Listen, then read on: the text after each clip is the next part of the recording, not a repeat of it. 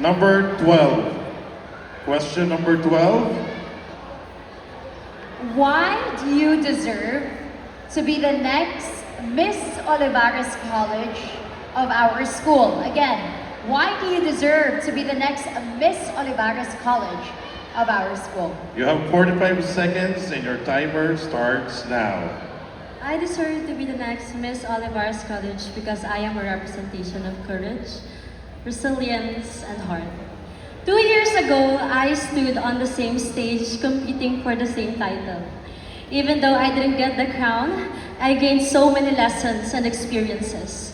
And what I want people to know about me is that I am a woman of perseverance and I strive for greater. And I will use this platform, given a chance to be your next Miss Olivares College, to influence and inspire others that it's okay to come back. And maybe victory is sweeter the second time around. Thank you. Thank you so much. Very well said, number 1, Giselle De Leon. Ako, pag manalo ako dito sa MMOC, kunyari ever runner-up, parang kakabahan ako lumaban ulit. Kasi dyan, for example, di ba, your first runner-up natin, it's just like title or nothing eh. Yes, Jennifer made pressure, but you know, she came back 2 years later with a vengeance. She got a lot of special awards, and Yes. I love how she shared her stories. Actually, ang dami ganyan, P-awards back, di ba? Nag-iilang sa Pilipinas, Pilipinas bago, di ba, na ano. Okay, there you have it. Next, we have candidate number 3. Hi, number 3. Hi, candidate number 3. So you can join us up here, so we can see your beautiful gown. Again, you have 45 seconds to answer the question. Candidate number 3, what's on your mind right now? Winning the crowd. Oh, she said, Wow. winning the crowd. First pageant po ba to? First Ang first pageant? Oh, why not, di ba? Bakit hindi? At saka isa to sa mga candidate na ano, masaya kasama. Yes, of course. Okay, your question is question number 3.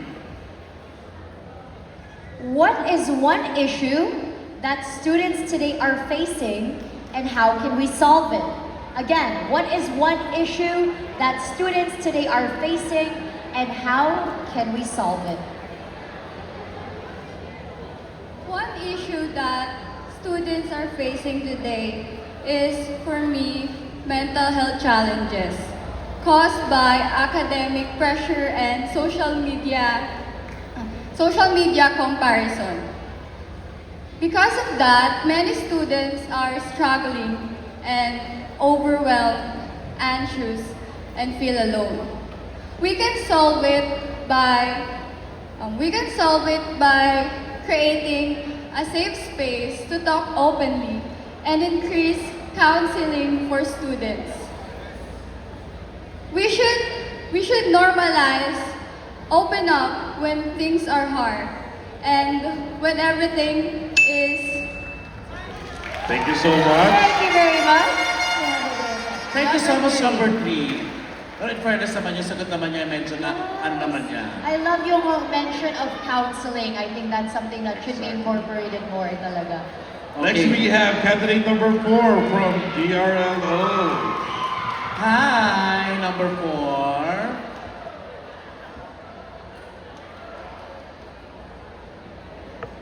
Okay, candidate number 4, before you answer the question, what was the most memorable part of this pageant for you? Definitely the most memorable part of this pageant is joining, because at first I was really doubting myself and I didn't even want to join, but right now I am here and with all my experiences I am ready, and that's the most memorable part of this experience too. Okay. Pero hindi pa yun yung tanong, ha? Yun nga, pang Q&A na yung sagot niya. Okay, your question is question number 8. Question number 8. You will read it twice. What is the biggest lesson you have learned as a student? Again, what is the biggest lesson you have learned as a student? Well, the biggest lesson that I learned as a student is to always remember to appreciate yourself. And you can go out of your comfort zone because all your setbacks and all your experiences, your negative experiences, does not define you, but instead it refines you. And I want everyone to know that kindness matters, and everywhere we go, we should always know to ourselves and appreciate ourselves because our value matters. And I just want to share that as Olivarians, we can spread kindness above all. And thank you. Right on the dot. Thank you very much, candidate Thank number you so 4. much. Next we have candidate number Number 7, seven. MJ Vitan. Hi, number 7. Candidate number 7, you have so many supporters tonight. Do you have a message for them? Do you have a message for everyone that's supporting you? There were some of our loudest cheers tonight. I just want to thank everyone, my family and my friends for supporting me. Even though this is such a big pageant and they're giving their time to me and I feel so appreciated and supported that I could cry. Thank you so much. Well, don't cry just yet. You're gonna answer Okay. your question. Actually, ang dami niya rin support. Isa rin siya sa maraming supporters tonight. Yeah. Dami supporter itong batang to. Okay. Your question is question number 5. What does true beauty mean to you? What does true beauty mean to you?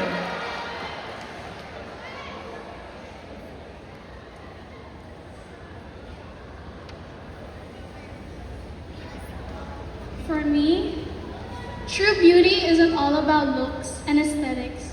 For me, true beauty is what comes from inside of you.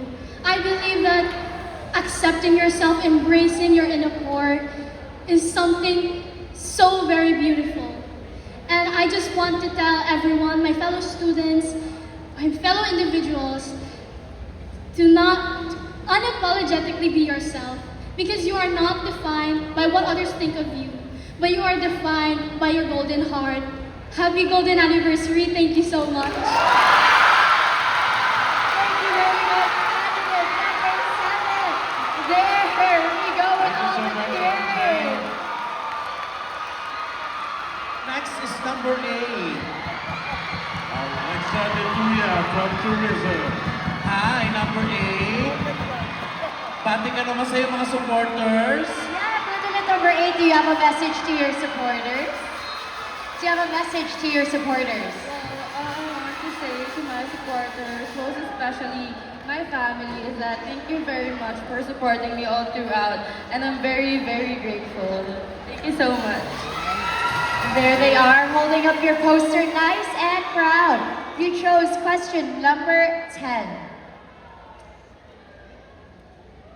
In your opinion, what is more important, intelligence or kindness, and why? Again, in your opinion, what is more important, intelligence or kindness? For me, I believe that the most important thing in this world is kindness.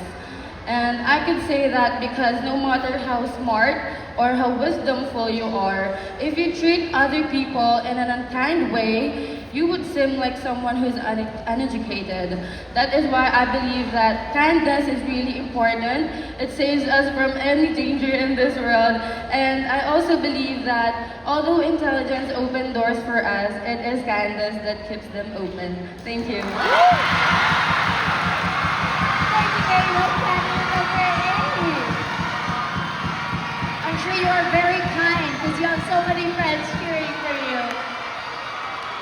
And our final candidate for our top 6 in the female category is candidate number 6. Hi! Ang pretty niya sa malapitan ni Ferness. Kamusta? First pageant? Actually, this is my second time to meet Mr. and Miss Olivares. Are you ready? I'm ready. Okay, Okay, ready. your question is question number 4.